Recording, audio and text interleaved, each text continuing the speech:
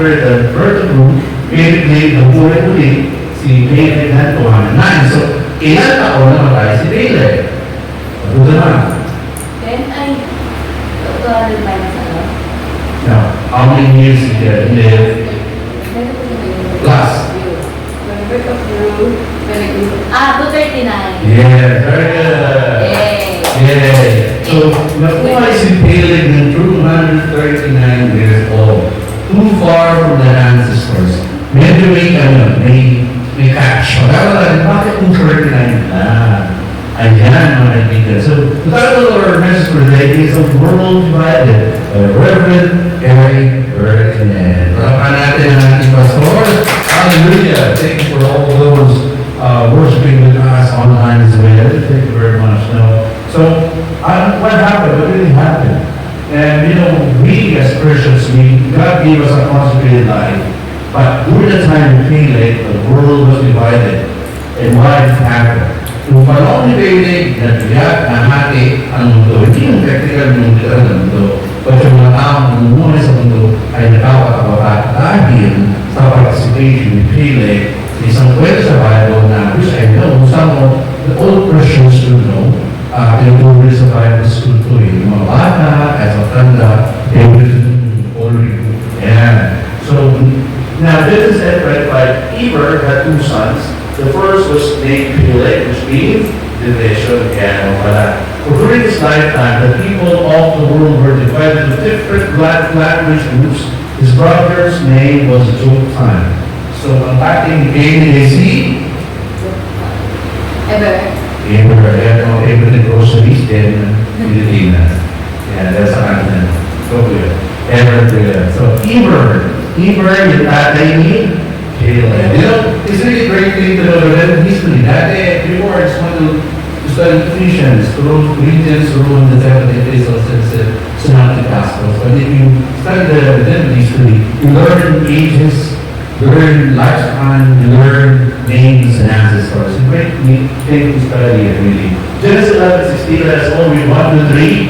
When Eber was 34 years old, he became the father of Peleg. So, sabihin, nung sinilang si Peleg, 34 anos si Papa niya, si Eber.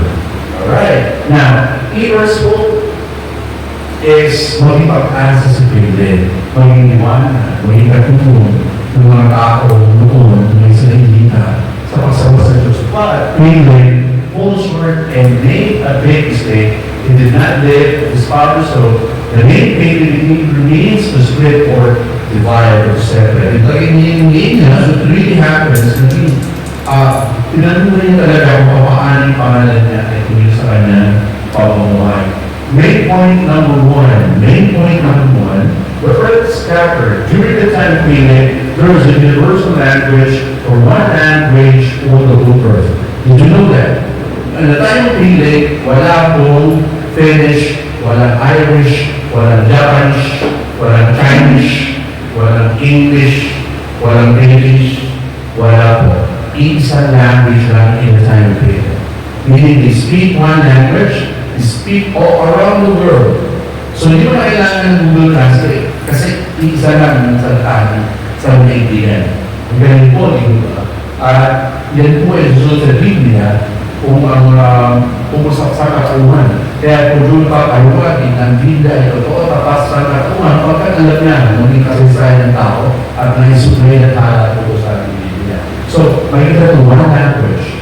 They understand everybody all around the world. So, one language, just remember.